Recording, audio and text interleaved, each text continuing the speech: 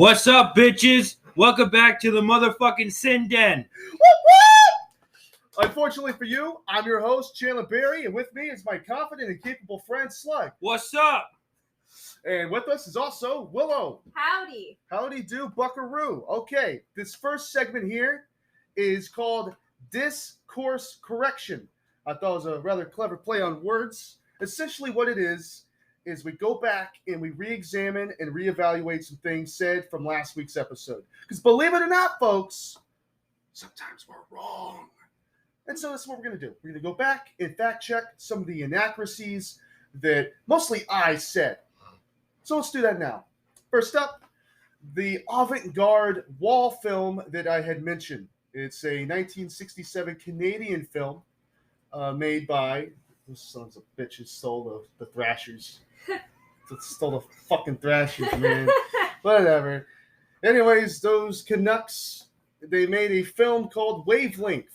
And it's directed by Michael Snow. And it's an art film. And in the heat of the moment, it completely slipped my mind the name of this film. But I remembered now where I had first heard of it from. James Rolfe of Cinemassacre had made a video called Top 10 Worst Films Ever Made, or something to that effect, in which he tries to find the worst movie ever made. A lot of people would say Plan 9. This movie, I think objectively, it's not a movie. It's not a movie. I'm sorry, Michael Snow. I appreciate what you're trying to do. God love you, but it's no summer blockbuster. Second point, I want to talk about the Bigfoot hoax that I had mentioned. I had incorrectly stated that it took place in the ballpark of 2011-2012. That's not true. It was 2008, and the perpetrator was only one cop. It was a Mr. Matt Whitten and his accomplice, a car salesman, Rick Dyer. Of course it was a car salesman. Who would have thunk it? A car salesman got caught lying. What a surprise. Third point, if you're still in need of a hodag fix, I got you covered. Instead of watching that terrible excuse called Velma, let's wind it back a bit, the early 2010s, to Mystery Inc., Scooby-Doo, Mystery Incorporated, in which they had an episode, Season 2, Episode 5, called Horror of the Hodag. Essentially, it's a modern-day retelling of the original story and features the Hodag very prevalently, and even a Gene Shepard, of course, a play on Eugene Shepard. And it gives you an excuse to go back and watch that show versus what passes as television these days. And we also said something that was incorrect. Punishment Park is the first found footage movie instead of what we wrongfully claimed to have been the last broadcast. And even if you go back before the last broadcast, you have movies like Cannibal Holocaust, which I would have said at the time was the first found footage. But I remembered later on of a mockumentary style film from 1971 that I had misremembered. And because of its mockumentary style, it completely slipped my mind. When we think found footage, we think Blair Witch, we think ghouls and monsters in the night. But this film is very different. Punishment Park is directed by Peter Watkins with a whopping budget of $95,000. But the budget doesn't show so much in its gratuitousness. It's more so how real it feels. It's a very grounded, visceral experience, I would say, in the same vein as Apocalypse Now and even Cannibal Holocaust. Movies that make you feel uncomfortable. And to me, movies that have the most to say usually leave you listening, whether you agree or respect the opinion of the director.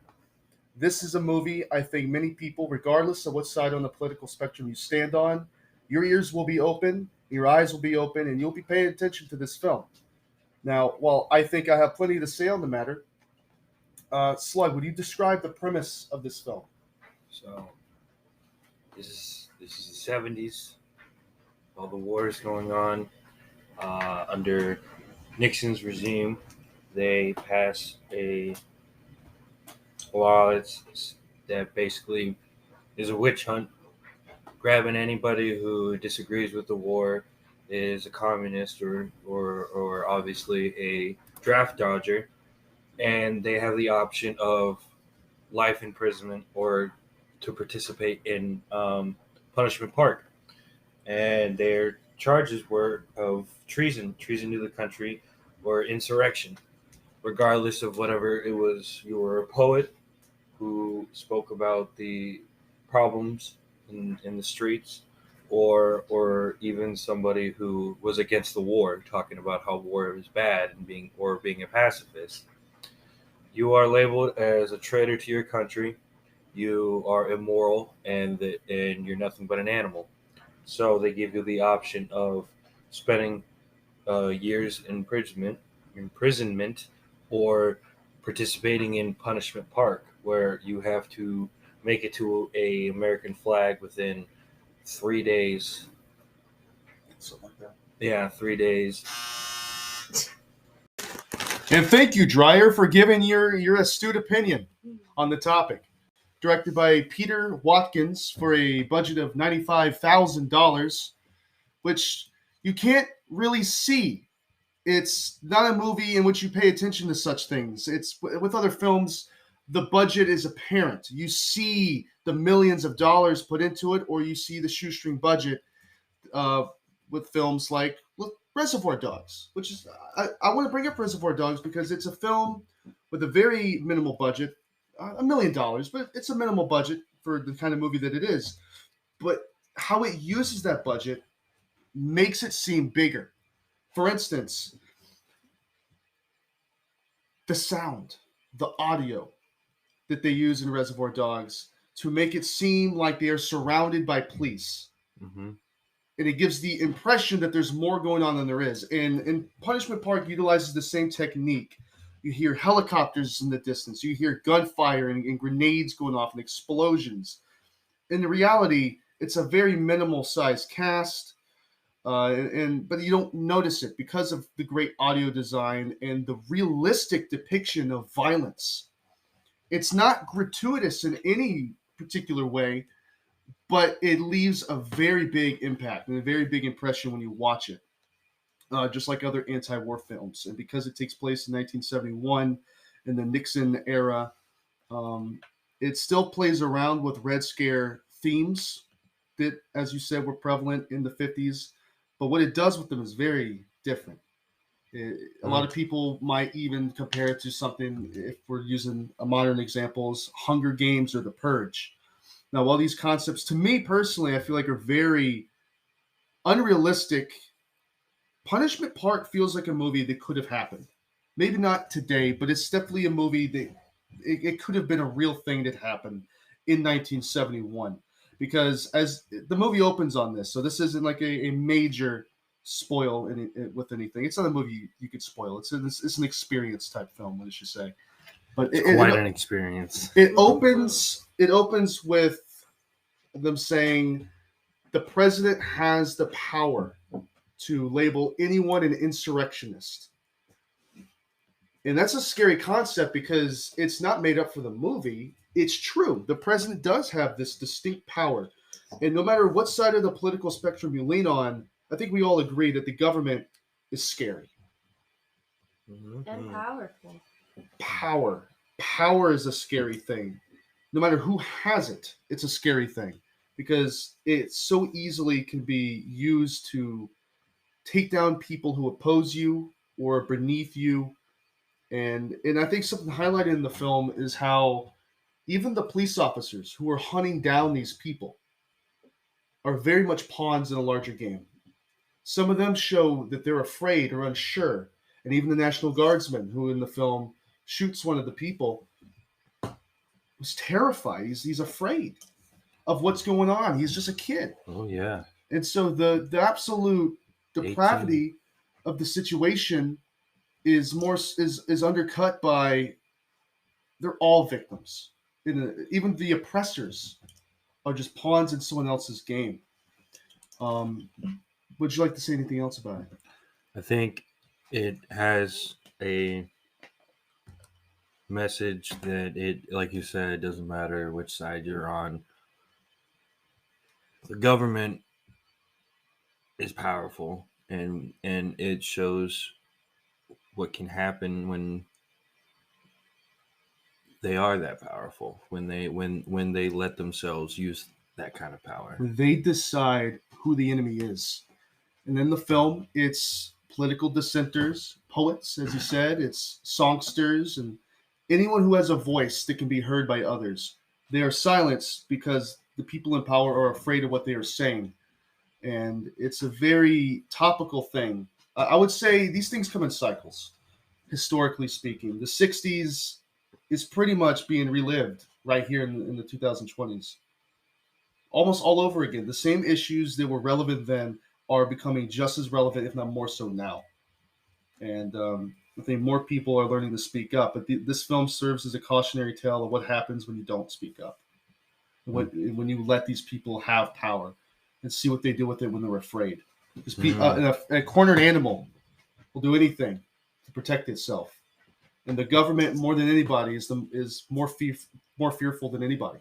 People with power are more afraid of losing their power than anybody else. So yeah, that's Punishment Park. Please go check it out. Point number 4 in this discourse correction is, you know which one this is. This is your mistake. You take claim to this one. What did you say that was wrong? When I was discussing the Flatwoods Monster, I had mentioned that he was in a Zelda game, and I said the wrong one. I said it was an Ocarina of Time, but it was actually Majora's Mask. And it wasn't that I didn't know or I had the wrong information. It was more so that I was tired. Good excuse. And had a Modelo in your system. Yeah. That'll do it to you. Yeah, Majora's Mask is an extended DLC to Ocarina of Time anyways. So how can you blame me? How can you blame me? A few thousand Zelda fans, one in particular that we know might come to your house with a pitchfork and a torch. Okay. For that explicit purpose. All right, so that is discourse correction, guys. We want to open up, not every episode with this bit, but mostly episodes where the previous episode was remarkably egregious in the department of facts, or the lack thereof. The host of this bit will be Willow. Yo. Yeah, she is our resident fact checker, and she will be hosting that segment from here on out. Mm-hmm. All right, let's get to the meat and potatoes. It's glizzy time. Time for the sauce. Alrighty. So we have Loveland, we're going to do this chronologically, of the victors. Loveland Frog versus Dover Demon. And second to that, we have Van Meter versus Jersey Devil. Jersey Devil, right. I listen to the podcast. I listen to our own podcast. You're in the podcast. So yeah, we this is gonna be quick, painless. Let's rip this Band-Aid off right now. Loveland Frog versus Dover. Loveland wins. Why? He's the wizard. The wizard man. He's the wizard. Yeah, he's the wizard man. When you have aliens with high tech technology versus a wizard, alien's never gonna win. No, that's not. As much as I prefer sci-fi over fantasy, it's just not gonna happen. The Frogman wins. All right, Loveland. Okay, so I kind of feel bad that I just glossed over this detail. We mentioned it regarding Mothman. You know, the Moth, the Man, the legend himself. We completely negated something. Do you know what power he has we didn't use in the matchup itself? We mentioned it. We do. Foresight. Yes. Foresight. He has the power of foresight. The Jersey Devil does not. The Jersey Devil can fly and has horns. Breathe fire. Allegedly so. But here's the thing. Does any of that matter? Like, we're not going to... I don't know if we're going to redo this or discount, the matchup's results. But what do you think? Do you think Mothman should have another go? Or do you think that's just it? Sometimes in theoretical battles like this, People have powers that they forget they have. People like it happens a lot in Dragon Ball. Goku doesn't do a particular thing that technique he knows. He's watching Dragon Ball right now, folks. So He does something. He knows a technique, but he never uses it, even though it would be nice. He's doing other stuff. Like maybe we can do another bracket sometime later in, and maybe that time when I represent Mothman, I'll show him some respect and remember it. Yeah. But at this current moment, I think the Jersey Devil gets the W. of course, like I said, we're not gonna redo anything. The results are final, but I do think we should take the losers of this match and save them for another time, and we'll find even more obscure. We'll find bottom of the barrel cryptids. That's what I love. I love that shit that no one's heard of. The giant shrimp in the laundry room. The talking weasel in Britain. Yeah. Yeah. We'll find some good ones. Yeah, like some things you can't even pronounce from like a South Pacific island that no one's ever heard of. Yeah. Those will be fun. And so we'll save Mothman for that. And maybe his foresight will come in clutch then. Yeah. But for this matchup, it's pretty final. Loveland's going to win the first one. And for the second one, which is Van Meter versus Jersey Devil. I think it's going to go to the visitor. Because there's two of them? Yeah. Is this cheating? Does he have a distinct advantage on the simple fact that there's two of them bitches? Well, you got two pterodactyls versus a demon horse. So I think the satanic values of the horse kind of makes up for them being two pterodactyls. Jersey Devil can't shoot laser beams. That's all I'm saying. That's a sentence. That is a sentence that came out of your mouth. The satanic values of the horse. That's your argument for why he wins against, or why he loses because the satanic values are on par with there just being two pterodactyls. But why I think the two pterodactyls win is because they can shoot laser beams. Lasers. That's it. They're big dinosaurs versus a horse that could fit in our apartment. I suppose that. I guess that is literally it. Lasers. Loveland's whole thing was magic. Okay. So lasers versus magic. We have our two finalists here. You heard it. You heard it here, folks. We got the frog, the wizard frog man versus the laser pterodactyls from space. Willow, I want you to make a statement. Okay. Who are you rooting for? Whose side are you on? This is a toughie, I know. Sci-fi. Magic. Fantasy. Is it possible to balance it out and say I'm in the middle? Oh my god, dude. Is it an option? I want you to participate in this final. And your vote will swing, because you know who I'm rooting for. You know who Slug is rooting for. You are the deciding vote. You can't be an independent in this political climate. You have to choose a side. Independents are ruining this country. Third party.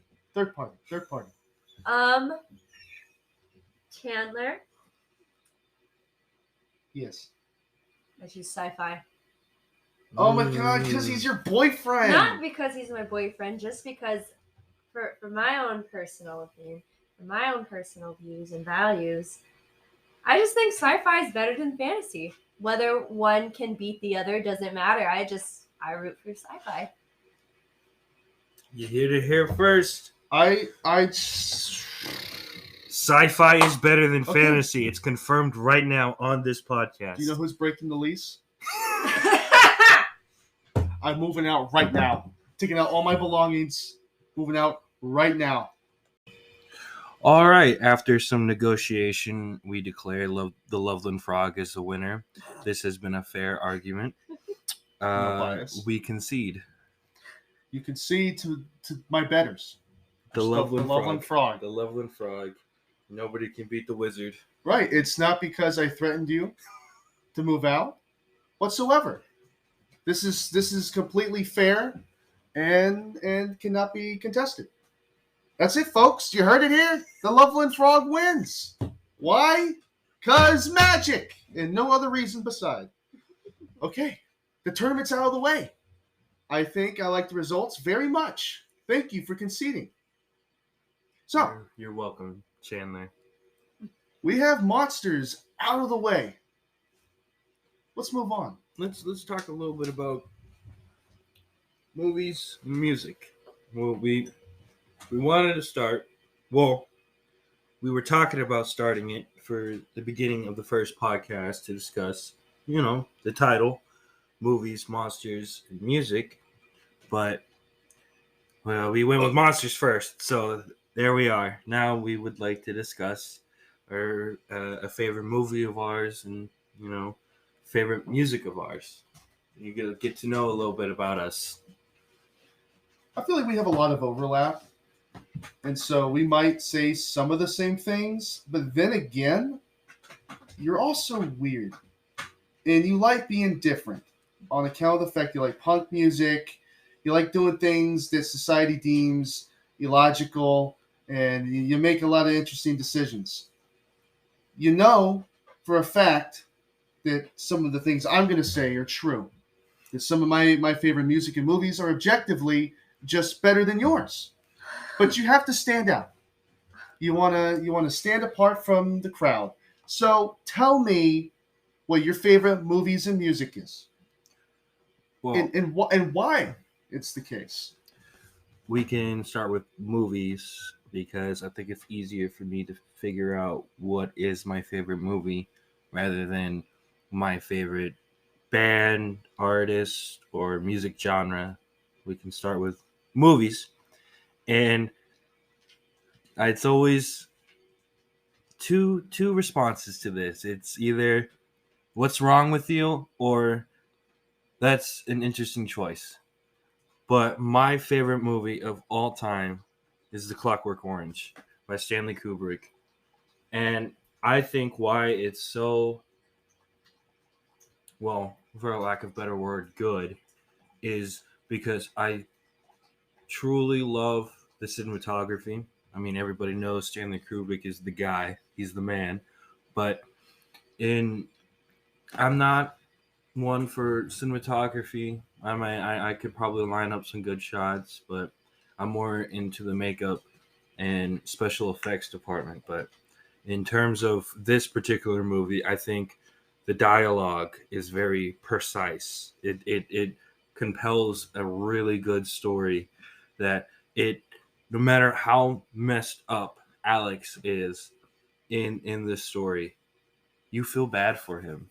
You feel like he's no more than a victim than the people he was victimizing. And it to me is one of, or at least in my opinion, the best movie ever made.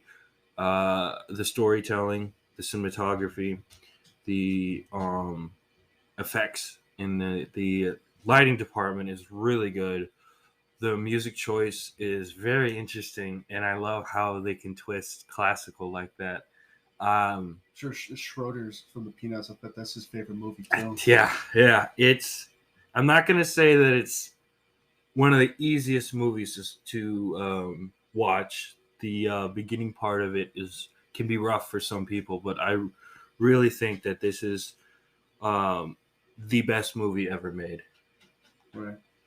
Movies that showcase the depravity of humanity, the lows that we go to showcase that they're very, very powerful films, but to twist it in a way where you sympathize with the people committing these acts. Because, like, no matter how bad Alex gets, the people who want to control him and turn him into something he's not somehow come out more the villains than he does. Sure, he rapes and he plunders like a 12th century Viking, but at the end of the day, he's just a kid.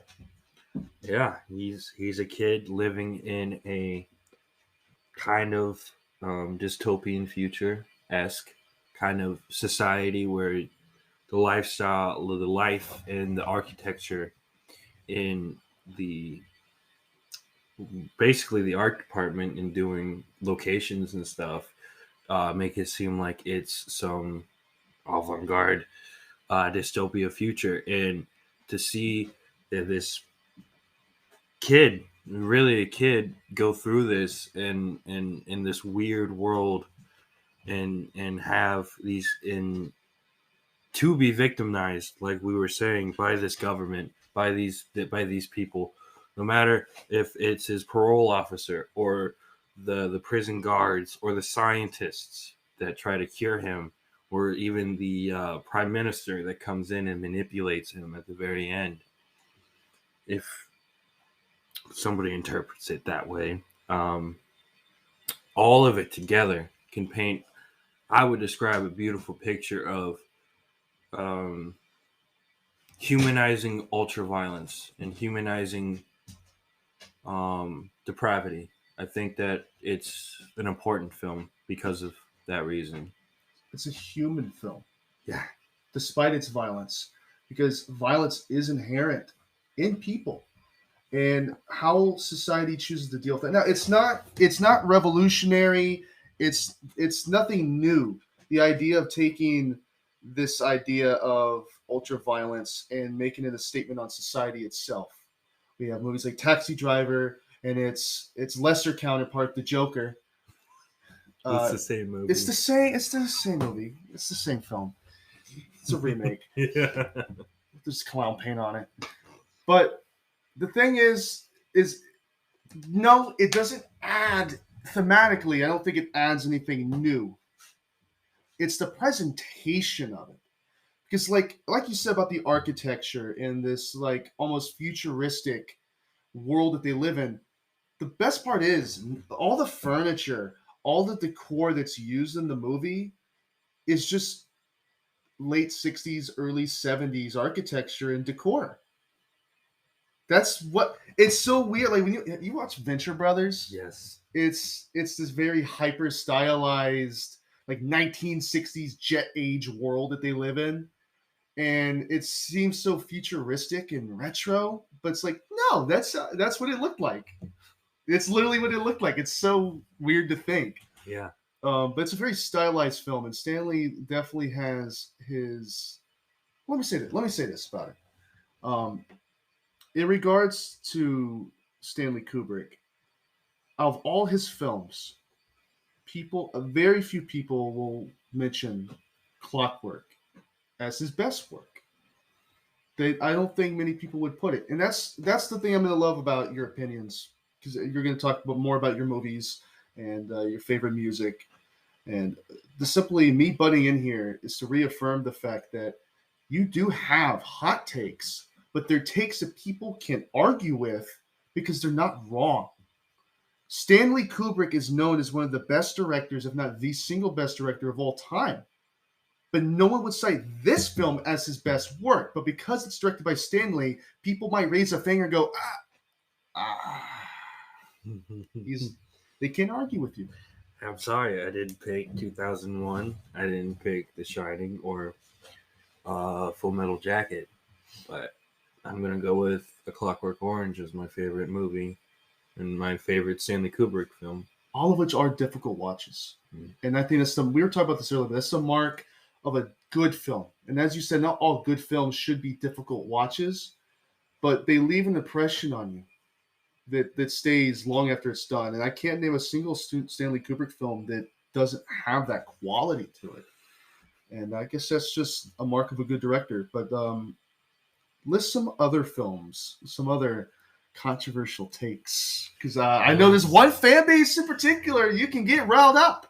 You want to do this early? Light the fire under them. I'm going to say this right now with no hesitation. Attack of the Clones is the greatest Star Wars movie out of all 9 of the films. I think Attack of the Clones is better than Revenge of the Sith, hands down.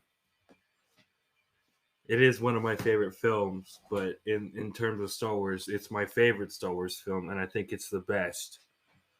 The politics, man. I love the storytelling in it. There's a lot going on, and it's not, the politics aren't as boring as, or quote unquote boring as the Phantom Menace, and that's a slow burn. I don't think it's a bad movie. I think it's not one of the best Star Wars films, but it's not its fault. It has to establish things.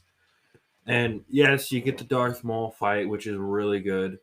But in terms of the first three movies, quote unquote, episode 1, 2, and 3, not the first movies, but I think Attack of the Clones is not only the best of the prequel series, but in the total trilogy of movies, the episode 1 to episode 9, I think Attack of the Clones is the best Star Wars film. Now, my second favorite is not a controversial pick. I like Empire Strikes Back, but you know, The Empire Strikes Back is most people's favorite. Like all the old timers will tell you, Empire Strikes Back is the best one. But just because storytelling wise or production wise, it's one of the cleanest of them. It's definitely got. Yeah, A New Hope has a beginning, middle, and end, but some people might say it drags while they're on Tatooine. Um, Empire Strikes Back is just from beginning to end a roller coaster ride. Even on what's that? I can't remember the name of the planet that Yoda's on, but like even Dagobah. that Dagobah, yeah, even that planet is interesting. There's always something narratively going on, but with the Attack of the Clones, here's the problem with the prequels, and this has been beaten to death. This horse has been dead for a very, very long time, but we consistently decide to beat on it from time to time. Is despite the fact that it has these heavy politics and grand overarching plots and conspiracies, it has childlike humor, very childish characters, and in places very immature. Of course, heavy-handed dialogue that tiptoes on the nose, and all that. It's a movie defined by its contradiction to itself. You have the audience it's intended for children. That George Lucas said himself that's who it was for. But the actual plot of the movie is very much for adults, and they just don't mesh. And most people who are fans of the prequels will tell you that Revenge of the Sith is their favorite. But as you know, what's the one damn thing they talk about when they're talking about Revenge of the Sith? The fight on Mustafar. That's it. They will talk about Mustafar. It's the only thing that matters. Duel of the Fates, and it's all they talk about. Shoot me, fucking shoot me, man. I think that yes, the fight on Mustafar is really good and one of the best fights in Star Wars. But you can't, not for all films, and I know it's again a very hot take for Star Wars fans, but just because you have one really good sequence in a movie doesn't mean that's the best movie in that particular trilogy of movies. Yeah. I think that the fight scenes in Attack of the Clones are more enjoyable for me personally. And another point about Revenge of the Sith that I will give to them is, quite honestly, I'm pretty sure I enjoy the fight with General Grievous more than the Mustafar fight. I think that it's special effects and the choreography is so good, and it's not as talked about as the Mustafar fight, but it's there. Oh, General Grievous is like a stage 4 cancer asthmatic who gets no love, man. He was shat on in that movie. He was shat. Tartakovsky, what he did with the character. First off, he introduced the character in the 2003 Clone Wars series before the 3D animated one came out, and he introduced the character really with his take as a Jedi hunter. And then you get to the movie, and he's asthmatic. He can barely talk. He keeps coughing and hacking and wheezing. And it's whatever. General Grievous is still my favorite character. All of Star Wars, he will always be, but he was done dirty in the movies. He's done dirty, man. God damn it, George Lucas. I like the fact that the fight on Geonosis in the arena, General Grievous is just slaughtering Jedis under the fight. It's not, if you know, but it's, I kind of wish it was in the movie. But yeah, your point about how one sequence doesn't make the film. Because, like, even if all of Attack of the Clones was mediocre, those add up to a more adequate film than Revenge of the Sith does, because I can't tell you more than 2 scenes that happen in Revenge of the Sith. Not really. I could, like, the only thing people talk about is the slaughtering of the younglings at the Jedi Temple and the Mustafar fight, and that's it. And I will tell you, the sequel trilogy is the most incoherent babble. And I have another hot take about It's the a sequels. civil war. It's a civil war between the fans and the people who wrote those movies. They couldn't make up their mind to save their life. And the Attack of the Clones, even though I don't think it's the best Star Wars movie, like you state, I'll give you credit. And this is why your opinions, they can't be disputed, because even people who don't like that movie will probably choose Attack of the Clones over any of the sequels. It's a more coherent and well-made film. This practical effects, the special effects, just to me, just point blank is the best Star Wars film to me. And you can go to hell with the bits about the sand. It's coarse, it's rough. It's everywhere. Anakin's poor dialogue. I think the film itself should be perceived better than just Anakin's dialogue, because that's not the actor's fault at all. Christian Hansen's a great actor. Yeah, He just dealt a bad hand. Yeah, so that's your second controversial take. You got a third. keeping on the Star Wars train. If you really want to do this, I think The Last Jedi was the best of the sequels. I think that the Rise of Skywalker is one of the worst Star Wars films. Yeah, here's the problem. Here is the problem, right? So you have essentially A New Hope Part 2 with The Force Awakens. It's the most derivative movie ever. One of the most derivative movies ever made. If you think Joker is derivative of Taxi Driver, Force Awakens is the exact same movie. It's nostalgia bait, and it's a good movie. It's not bad. It's a good movie. It's different enough in places, but it's the same film because they played it safe. Last Jedi, give it credit. It has balls. It has balls. It's got some massive cojones because it took every risk it could. I applaud it for that. I really do. Why I love it is just point blank. They said, fuck it. We're going to take it in a totally different direction, whether or not it's against that character's particular character to do the particular action. I really applaud the movie for it just saying, no, we're going this way. We're gonna the sacred scrolls. We're just gonna do something different. Screw you guys. We're doing something else. And to just spit in the face of Star Wars fans just to say no. That's why I love that film. I wouldn't say it's one of the best Star Wars films, but if I had to pick between The Force Awakens, Last Jedi, or Rise of Skywalker, I would pick Last Jedi every time. Please don't even mention that last one. This is one of the worst Star Wars films ever made. No, it's one of the worst movies ever made. I would watch Wavelength. I would rather watch Wavelength than watch that drivel. That rubbish. That might be a really big hot take right there. So you'd rather watch paint dry than the last Star Wars film. I'd rather watch grass grow. I'd rather watch another ISIS beheading video. It at least it has more action in it. Like the actual action in Rise of Skywalker is just pew, pew, pew, pew, pew, pew, pew. No substance. No substance at all. It's like they were riding horses, Chandler. It's like eating dough. It's like eating dough. There's no flavor.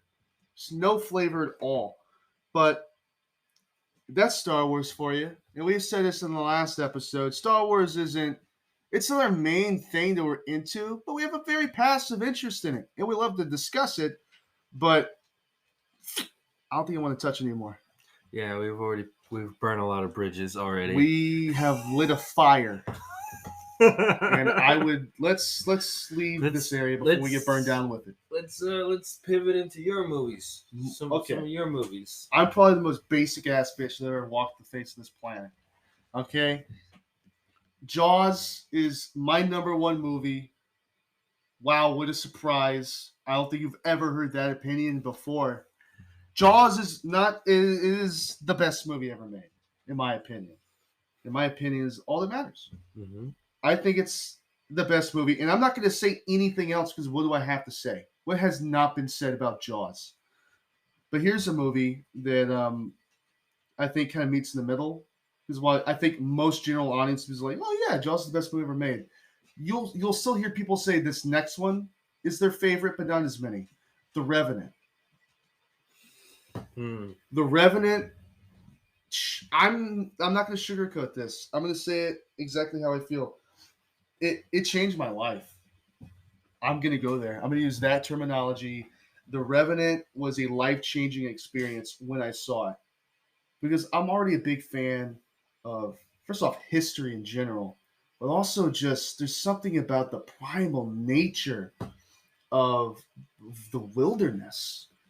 And especially a wilderness so far removed from modernity. The movie is set in 1821 and follows a fur tradesman called Hugh Glass on a part of Ashley's Hundred, and there are a bunch of fur trappers out in what is modern day Yellowstone. At the time, the Yellowstone was an actual Yellowstone, and it was not a park yet. Teddy was a little while off. He didn't get there yet. But it's such a, you want to talk about visceral and just God, it's so good. You still haven't watched it. I've been trying to get you to watch this movie for years. I don't know, it's spiritual for me. It's a movie that has this undercurrent of spirituality to it. And there's not much I can say more add to it that it hasn't already been said. I mean, for the love of God, he got DiCaprio his first Oscar, and then he goes on a tangent about climate change, which, I mean, yeah, good on him, but I don't know if I'd use The Revenant to market that. I'm gonna pivot a little bit. If you're gonna talk about a movie that changed your life, I'm gonna talk about a movie that changed my life. Yeah, please. And I don't think it's an uncommon thing that happens, but really early on in watching films by myself, like being able to just go pick up a movie from my parents' VHS area and just watch a movie. The first movie that got me into horror was Universal Studios' Frankenstein. Oh. I watched it on VHS, and it completely, like, even at like 11, I got it. I was like, okay, this is a scary film. Now, I'm not scared of the movie. Nothing in it makes me feel nervous or scared, but watching it, I'm like, yes, this is conceptually very scary, and I'm like, this is what I love. What is this? And I found out that this is horror. And a second movie to tag along in that changed my perspective of not just horror movies, but pivoting me into, like, I really love horror movies, was The Silence of the Lambs. You haven't talked about this as much. Yeah, it's definitely a movie that changed my life. I mean, I think if we want to keep going in terms of my love for special effects, I would say the original Cabin Fever. I agreed. Yeah, that was one of my first horror movies ever. I saw it too young, but it definitely sparked my interest in special effects makeup. And that's the career path that I want to take. I don't want to deviate too much, but when I got Cabin Fever on DVD, one of the trailers was so weird. It was like a Muppet style movie in which these promiscuous Muppet creatures were like. I know exactly. Yeah, and it took me years. It was like a decade after watching, because me being so little, I didn't know what this was. It was a trailer for a re-release of Peter Jackson's The Feebles. And I still haven't watched that movie, but I just remember being young and like, what the hell is this? Because, like, I knew I wasn't supposed to be watching it. Somehow the trailer for this movie made me feel more uncomfortable than Cabin Fever itself. That's quite a feat to achieve. Yeah, the trailer itself was more discomforting than Cabin Fever. Um, yeah, Cabin Fever was for me too also a big inspiration, and we got to rewatch it. The remake, I didn't even touch that one. I haven't. No, I've watched the sequel, Spring Break. It's funnier, and it's even somehow manages to be even more low budget. Yeah, And lowbrow I than didn't the watch Patient One or Patient Zero. The third one. Yeah, I didn't watch the third one. It's like what the second one. As much as I enjoyed it, it just wasn't the direction I wanted it to go. I didn't want a sequel. I thought it was fine how it was. It was an open and shut story, if you ask me. I didn't think that it needed to add anything else. Yes, the way that the virus gets in the water, and given the possibility that it could be a water source for a town, is perfect for a sequel. But it's just one of those films where I was like, it's not needed. It's also really over the top. Oh yeah. Oh yeah. How quickly people get infected and start vomiting and reacting. It's just like, because in the first one it's slow. It slowly eats you. And for the sequel to just ramp it up and be like a cartoon, like Evil Dead style violence, where it's just so over the top.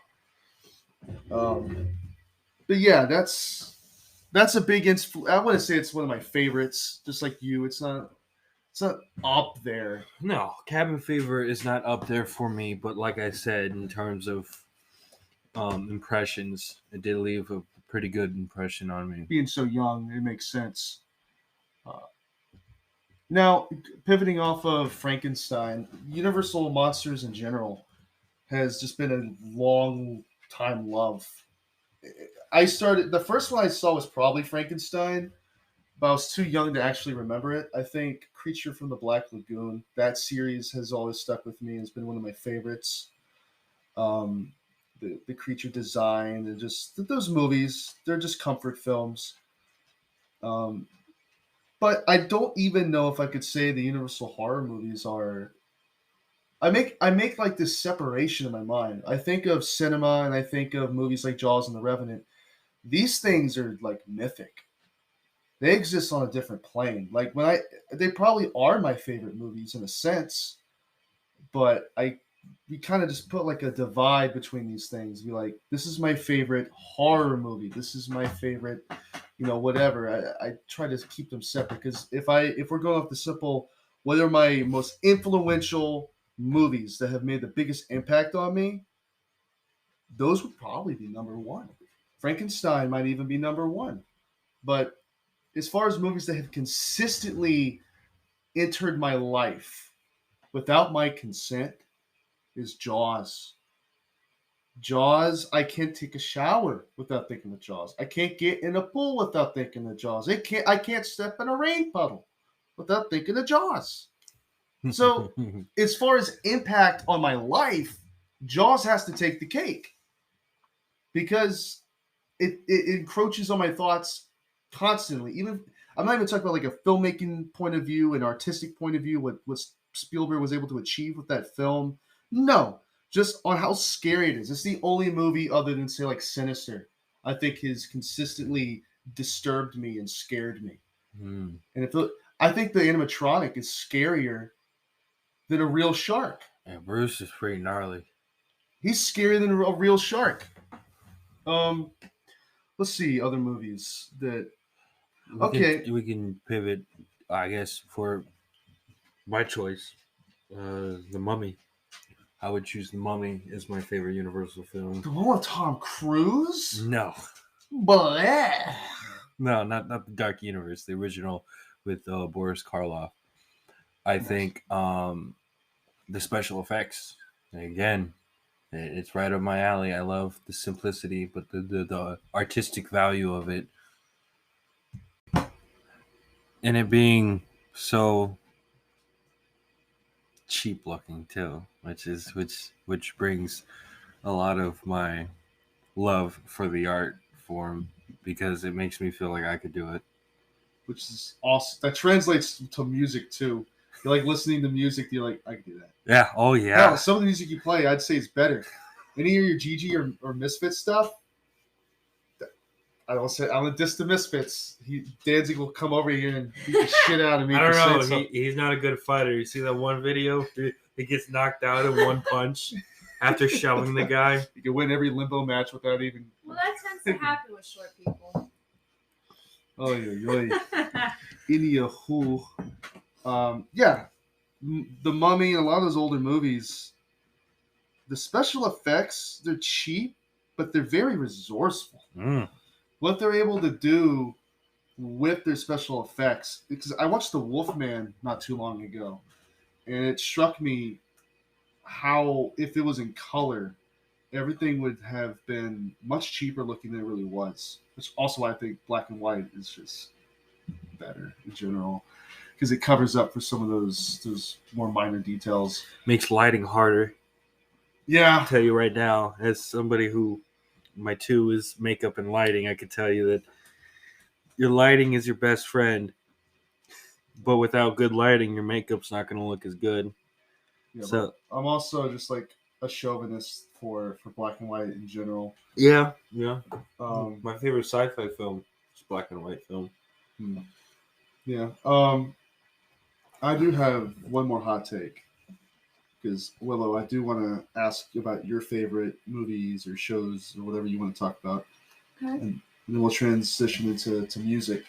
But one of my hot takes is, I think Mother by Darren Aronofsky is one of the most underrated gems of the last decade.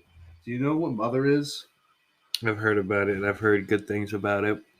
You hear a lot of people who like artsy films talk about it, but general audiences hated it because they didn't know what the hell it was. It's a very weird movie to market. So, Mother is about the domestic squabbles of God and Gaia.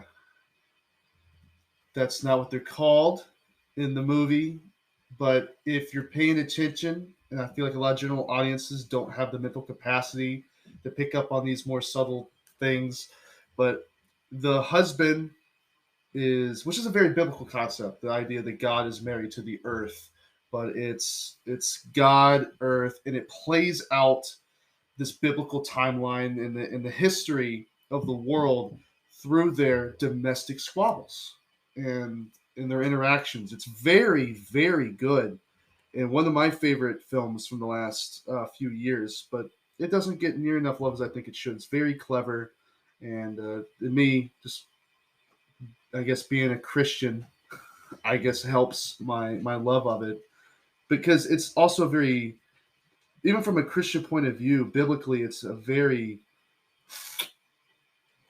almost anti-Christian movie. Meat Canyon talked about it with Wendigoon on his Papa Meat Canyon or Oh, Papa do they? Meat channel, talking about folk horror. They were talking about a lot of the pagan imagery in it. Yeah, because like that's what's so confusing about it, is it's a Christian movie that's not Christian. It doesn't paint God in the best light possible. He's very selfish and egotistical, which is definitely a representation of the Old Testament version of God. But Gaia, or Earth, being portrayed as a helpless housewife who just suffers the whole movie. God has this vision of what he wants the house to look like, what he wants his family to be, his wishes for her, and he wants to be the one in control. And outside forces interrupt this with the introduction of man, which are pretty much these neighbors. They come in their house and start causing a ruckus, and they're like Adam and Eve, or they're Cain and Abel, and they just cause a disturbance in the household that, of course, God doesn't like, and he tries to take control, but it's this fight he can't win.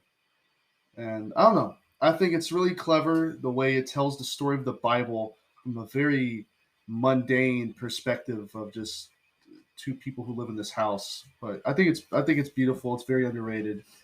I will say there's one movie. It's not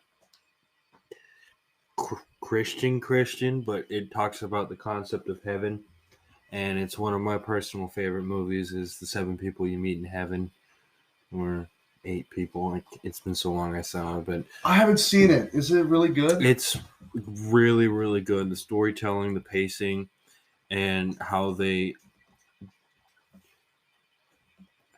do talking about the individual characters that have shown up in this man's life. It's really, really good. I have it here on the shelf, and there we can watch it sometime. Yeah, not to harp on it too long, but I feel like the best Christian movies are the ones that aren't preaching to you. Like God's Not Dead, for example. Well, I thought the movie was all right. It's a movie that preaches to you and tells you why you're wrong.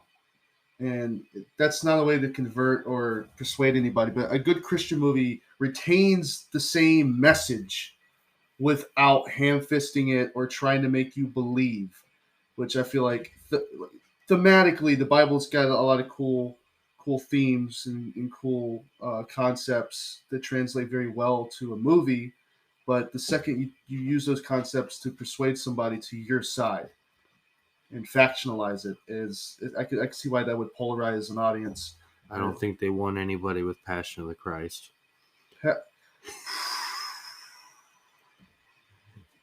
Passion of the Christ is another movie I didn't think I was going to talk about on this podcast, but we don't have to get into it. We can keep it for other time. I love Passion of the Christ. Again, it's a movie that it's not trying to convert you. It's just a look at a story, and when you frame it as a story, everyone can enjoy it. But it was polarizing, just like Mother was, if not more so. But Willow, please give us your favorite movies and give us some hot takes about movies that most people would go, huh? What? So, my favorite movie of all time is a movie that everybody either slightly remembers, has no idea what the movie is, or they're like, that's your favorite movie? Okay, I remember that. Whatever. My favorite movie is Hellboy 2, the Golden Army. And I think it's also just me being biased and really liking Guillermo del Toro. He is my favorite director of all time. I really love The Shape of Water, Pan's Labyrinth, even the first Hellboy. I like it because of the effects. The makeup is awesome. I think it's very impressive at the fact that the first one was a 2004 movie when the first Hellboy came out, and then the second one came out in 2008. And the special effects and everything is just phenomenal. It's amazing. It's impressive. It's incredible. And that's my favorite thing. Not even the fact that Hellboy is the most attractive demon thing I've ever seen in my entire life. Rob Perlman, man. Exactly. Sexy hunk of man flesh. Honestly, him and the Book of Life being the voice actor for Xibalba was also cool. But that's a whole different thing. I really appreciate his work. I really enjoy it. And I think it's funny that he definitely has a thing for fish. Oh, The Shape of Water and the fish man. What's his name from Hellboy? Abraham. Abe, yeah. The German fish. Well, he's not German. No. Why is there so many German fish in the media? Klaus from American Dad. Abe isn't German. Is he? That's the robot. Not the robot. The gas thing. Oh yeah, you're right. Yeah. My apologies. Professor Von something. But besides the point, no, it's favorite director, my favorite movie of all time. Great. Fucking love the guy. He's awesome. Del Toro's vision. Excuse me. Let me pronounce it exactly how you do. Okay. Guillermo del Toro. What's a French accent? That is French. Shit. Did you see Pinocchio? No, but I have heard of. I think it's this song that they did for it. That the first time I listened to it, I think it's from Pinocchio and his recent one, his only one actually. But it's a very emotional song because it's about your father and everything, and obviously Pinocchio being about a father and son bond kind of. That shit had me crying. It's very emotional. I will say I also like Crimson Peak too. He also worked on that. He directed it. Amazing. I love the actress because she's also in Alice in Wonderland, the live action. It's amazing. I think that if I were to ever be a director, that's the direction I want to go in. Definitely with that kind of like special effects also. His unique vision. Mm-hmm. There's really nothing like it in the industry. Like you look at stuff like Pan's Labyrinth, Mm-hmm. and just like I hate to say it because we talked about it last episode, but Lovecraft. He has like a Lovecraftian feel to it. That's why I love it. His monsters and how he the way he uses practical effects, most people don't touch in the industry because it's too expensive.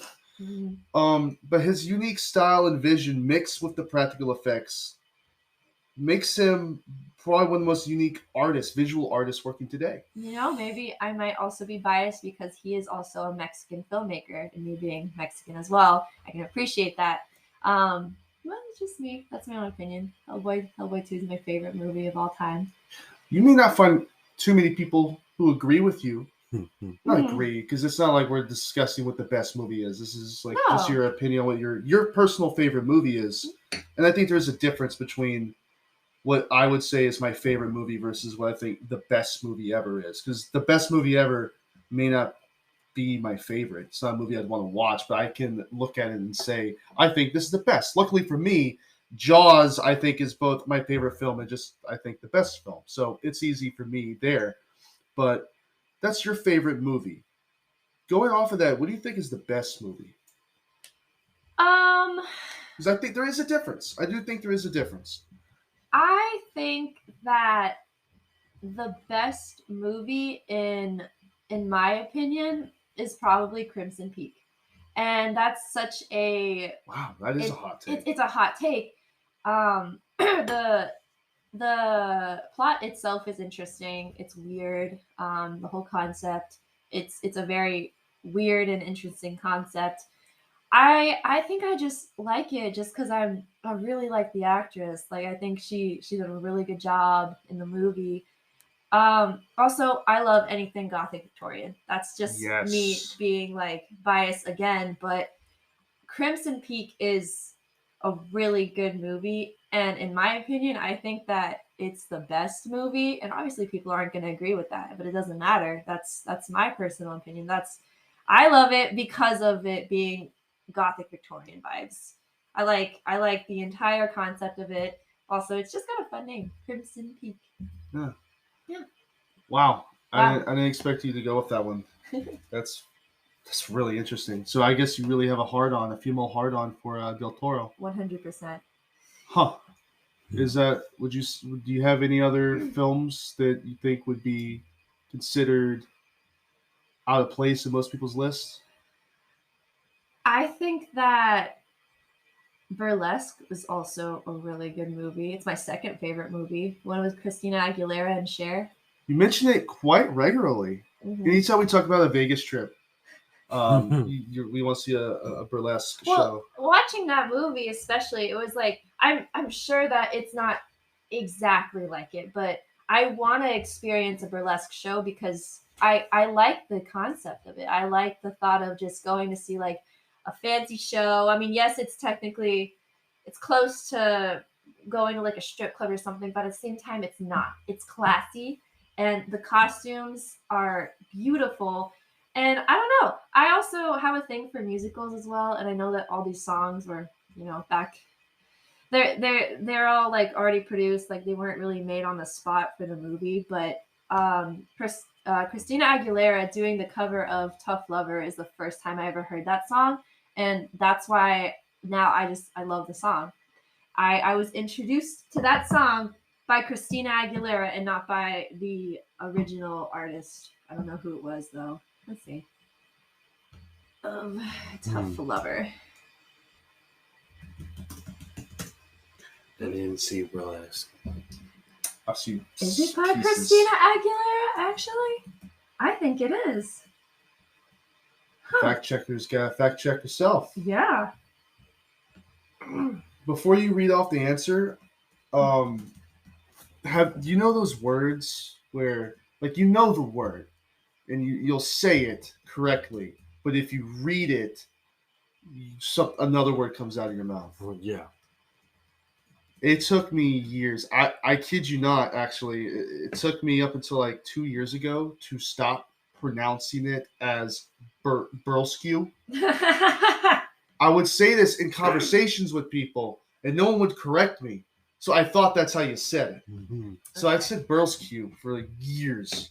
So I was incorrect. Christina Aguilera. It is a cover done by Christina Aguilera, but the original artist that made the song "Tough Lover" was Etta James, a black jazz artist from 1956. Huh. Okay, that's cool. I've seen pieces of the movie, so I can't really attest to how good it is. But I've heard enough. Like my aunt, um, she really enjoys that movie. But it's a comedy, right? Or is it more of a drama? It's kind of both. But I would say it's more of a drama for sure. Okay. Now this is the part where we're gonna segue into music. Slug, lead the way, lead the charge. Oh boy. This is gonna. All right, guys, saddle up. It's gonna be a ride. Yeah. I love everything, man. But I'll start with talking about my journey through music. I'll keep it brief. But I fell in love with reggae first, and I moved to ska and ska punk, punk rock, hardcore, metal, death metal, and black metal. So I love Every color of the rainbow. Yeah, in terms of going to reggae, but I filled in the blanks with blues, hard rock, especially jazz. Holy shit, I love jazz music. I obviously, as I said, I like reggae music, but I also listen to some EDM music. I listen to more hip hop than I actually think I do, because every time I play my like songs, I was like, oh yeah, I do like this song. I'm probably blaring more black metal than 50 Cent, but I do really like 50 Cent a lot. But yeah, in terms of my favorite kind of music, if I had to pick three, it would be reggae, punk, and metal. Those are my bread and butter. I mean, for the longest time, reggae has always been there for me in terms of falling in love with music. The first song that got me into be like, just like with Frankenstein and being like, this is horror, this is what film music I love. What got me into watching films and actually enjoying films more than just as entertainment, but as an art form. Um, Bob Marley's "Burning and Looting" song. It is a song about um, just being fed up with your leaders or government and taking it out and showing your ups. Don't take it anymore. Go out and take it. Show them that you're not going to take it anymore. I guess, and that's the first song I was like, whoa, this is what music is. This is what I'm supposed to feel when I listen to music. Because before that, I didn't. Music really wasn't a thing for me. It was like I've listened to it, and it was fine, but I never. No emotional attachment. Oh yeah, no. Well, as I've gotten older, punk and metal music has been my bread and butter. In high school, it was really reggae and hip hop, and as I gotten older, it's more hard rock, punk, and metal music. But I haven't forgot about reggae. I also listen to a lot of blues and jazz music. Lead Belly is probably Lead Belly and Big Joe Williams are my two for blues, and Amy Winehouse, Mingus, obviously Miles Davis. But with punk, I have quite a interesting top five. It's the Misfits, Gigi Allen, the Plasmatics, the Descendants, and the Attics. And I can't really put together a favorite metal list, but Midnight from Ohio is my favorite metal band.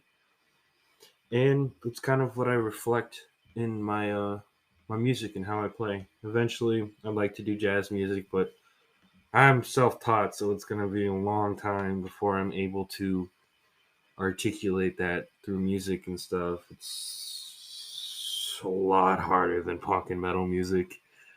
But yeah, it's those are the musics that shaped me. You're one of the most musically interesting people I know, if not the most interesting, because you are the definition of juxtaposition. Because you'll come back from a black metal show with your corpse paint on, and then go play an upright bass and start playing jazz. It's so bizarre, but it makes you very diverse, and it means you can play anything. I really don't think there's a style of music you're not capable. I mean, sure, I feel like that's true from everybody, but like your particular interest translates so well.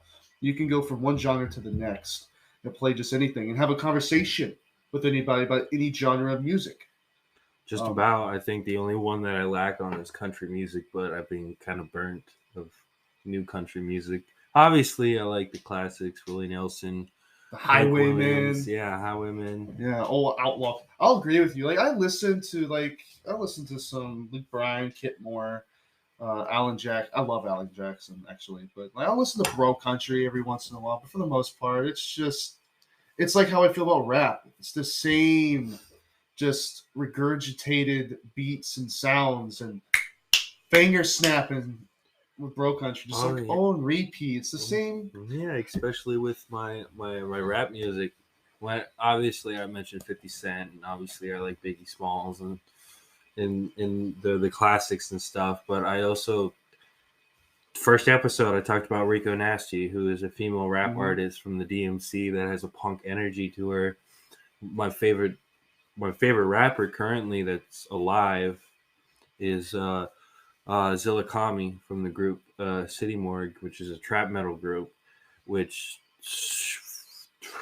is so good. Trap metal is so good in terms of hip hop. The I think it's energy, that. man. Oh, So yeah, raw, especially dangerous. that in terms of vocals, Zilla Kami started about singing in hardcore punk bands before he started rapping, so it flows so well.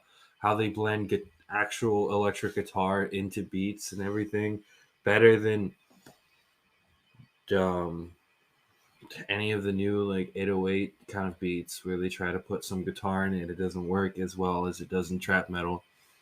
But I also do like drill a little bit. Pop Smoke was a big artist for me for a while there. R.I.P. But yeah, it's hip hop for me is just here and there nowadays. It's you got to be doing something really different, and it's probably my own taste's fault considering I listen to punk and metal primarily, you know. But we do crossover a lot, especially when I started getting into more hard rock music. I'd say something, and you're like, "Yeah, I really listen to them." Yeah, yeah, yeah. I got you listen to Machine Head. Yes, Um, that's a really good Deep Purple album. yeah, and I was there with you when you first discovered Black Sabbath, and like you in high school. It's so weird because like high school really wasn't that long ago for us, but your taste then and your taste after, like you went on a actual journey. It was a privilege and an honor to have seen it, because hearing you talk about Sublime, your favorite band, Mm-hmm. great. I love Sublime too. But for me personally, it's not my preferred genre. It's not my preferred style of music. But I enjoy them well enough. But hearing you talk about Black Sabbath, it's like, wait a minute, you're talking about something I know about, and that was a great feeling to be able to sit there and listen to you prattle on about your love of Black Sabbath you just discovered. It's like that's almost kind of the perks of being in this new generation is like being auditorial archaeologists and rediscovering things from the past that people have already enjoyed for 50 plus years. But we get the our benefit is it's already there. We have the entire discography, every song. We can go through the entire catalog and go on this journey in real time. I think the craziest example is in terms of my favorite rock bands. The Doors is hands down one of my favorites. Probably my second favorite uh, rock band. Only one above them is Thin Lizzy.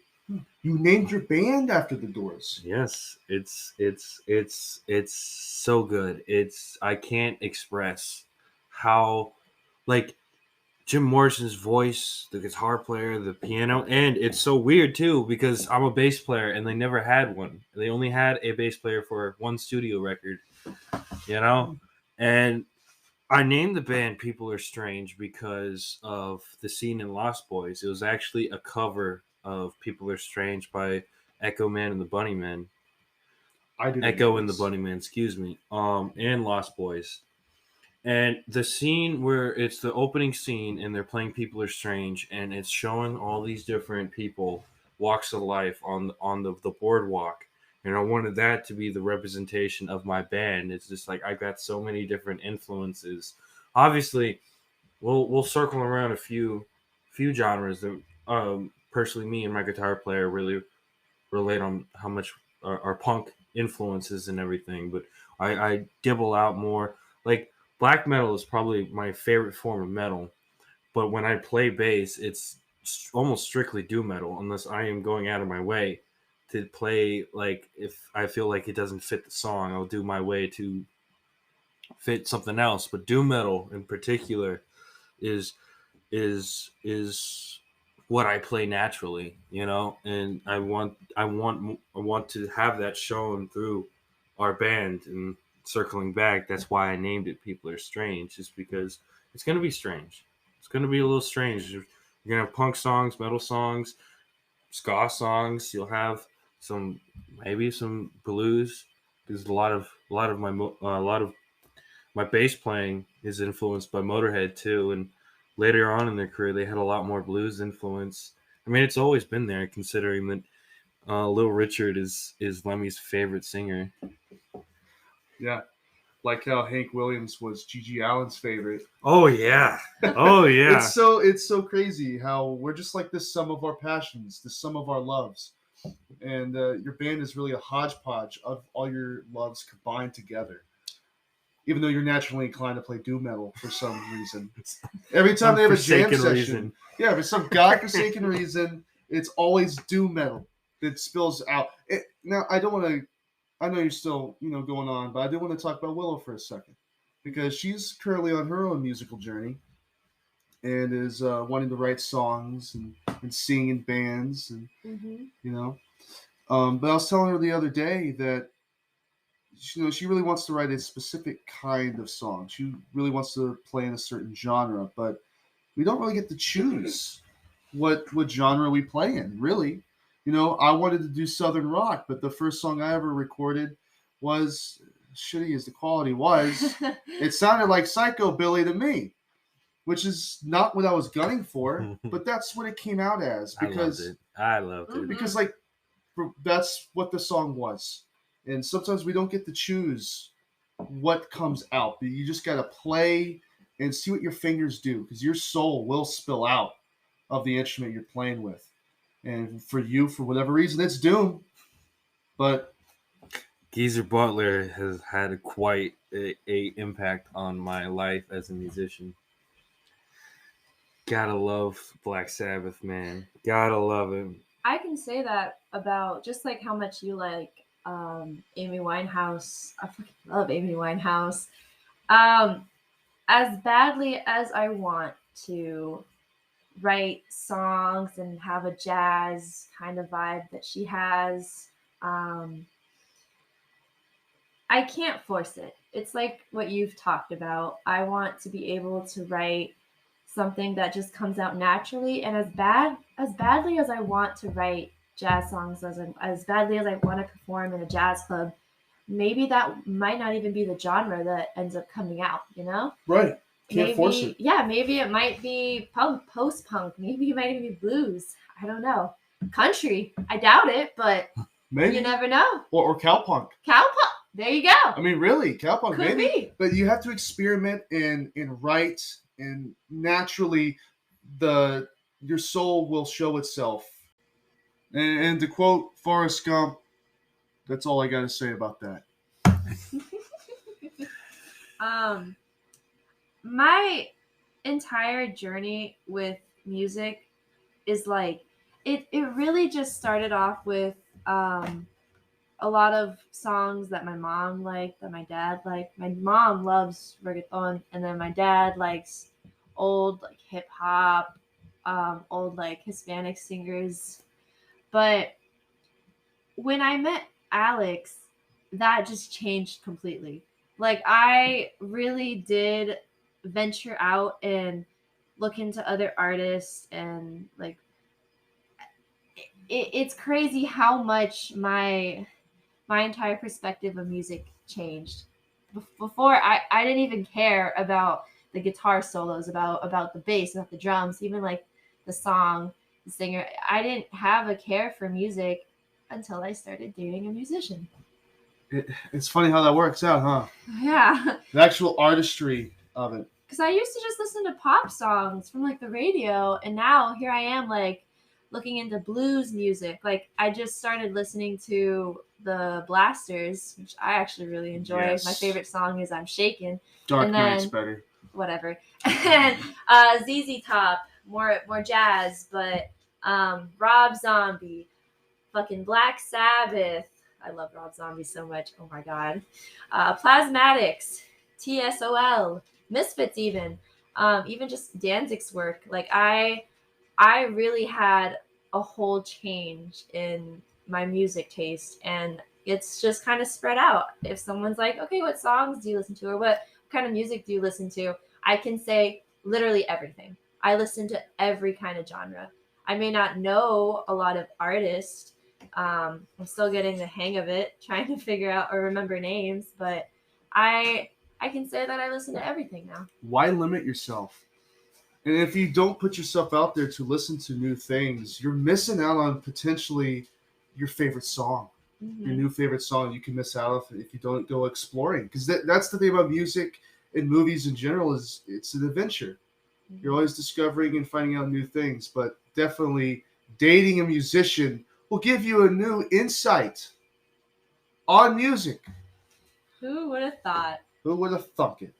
In terms of going out of your comfort zone, I know country isn't one of my go-tos, but in terms of very important songs to me, if you're gonna be dumb, you gotta be tough. From the Jackass soundtrack, I forget the original singer for it, but it's a very important song I to me. haven't seen a single Jackass film. We gotta work on that. Your first Yeah. mistake. Jackass Forever was really good. It was. It's important because I live my life taking calculated risks.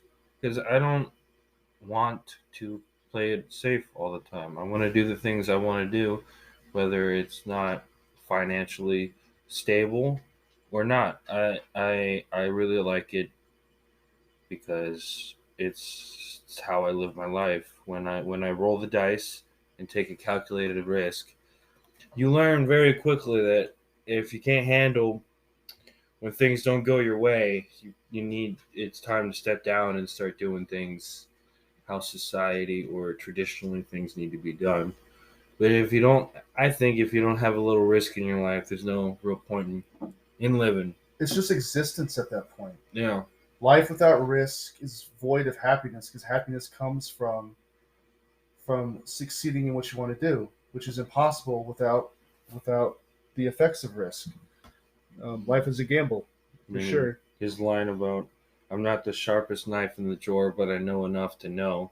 I didn't get far in college. I didn't get far with some of the schooling, and I didn't do the best in high school. But I've lived my life the way I want to live my life, and I've learned the hard way that some things don't work out and how to make things work the next time.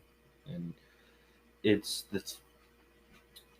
I love the song so much, and I want to do it one day as a cover. Also, I Want to Be Somebody by Wasp resonates with you pretty strongly. Oh, yes, wholeheartedly. It's because from their perspective, it's to be somebody in the sense of being like Metallica, being Aerosmith, being Kiss. But to me, when I say I want to be somebody's, I want to be on stage at all. just playing up the East Coast and people coming to my show and saying, "Hey, that's the bass player for People Are Strange," and I'm like, "Yeah, that is. You're correct." Nothing crazy like a huge record label making millions of dollars. I just want to play the East Coast and then maybe occasionally get called to do an opening show in a festival on the West Coast.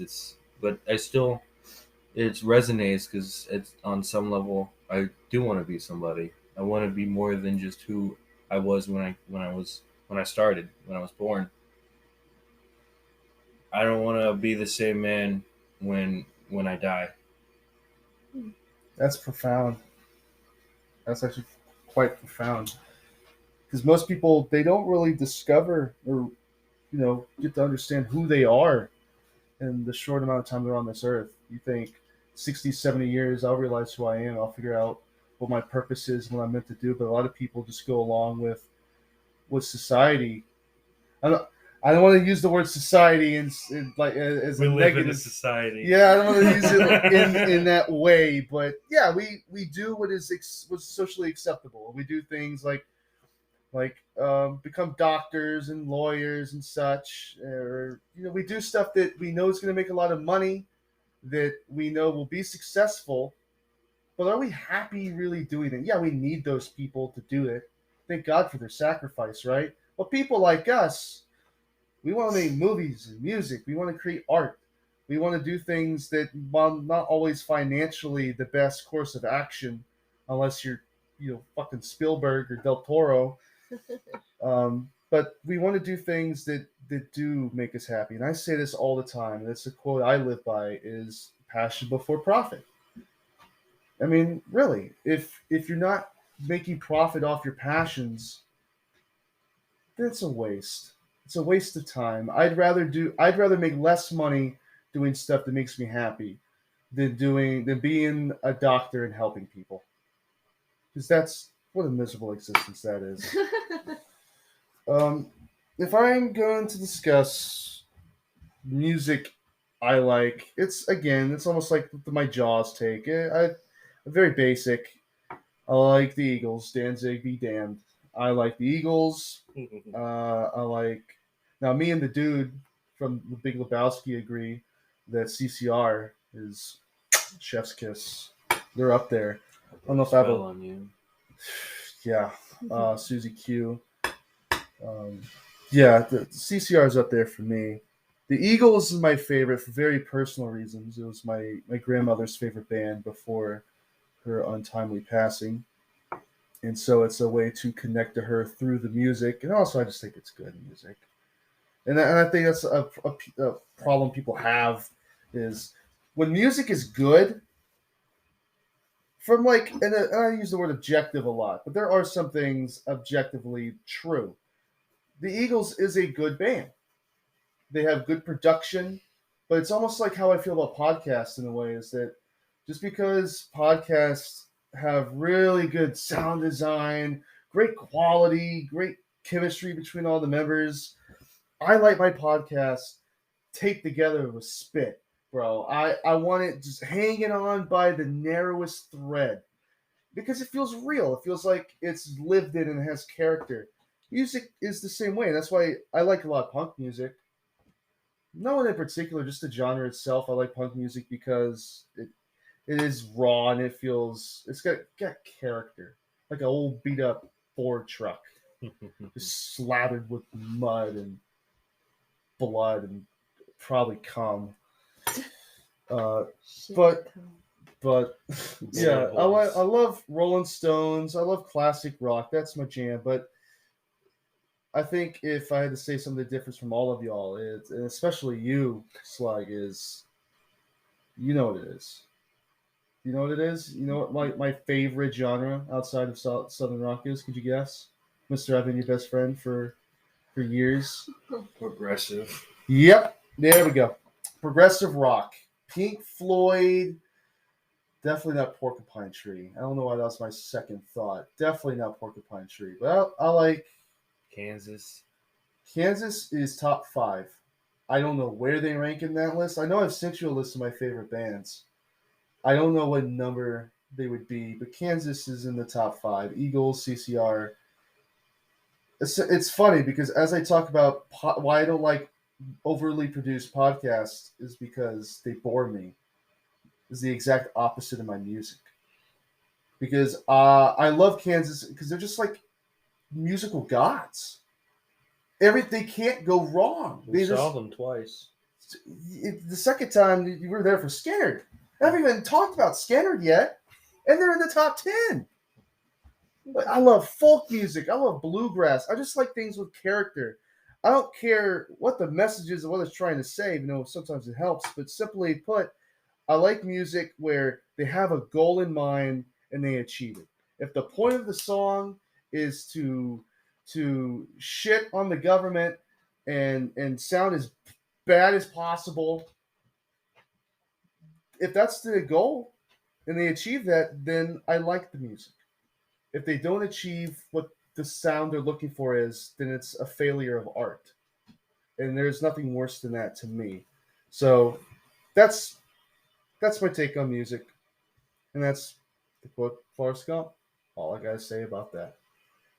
Speaking of which, I think we're gonna wrap it up here, folks. Thank you for tuning in again. We hope to see you next week. Anybody? You got anything to say? We love you.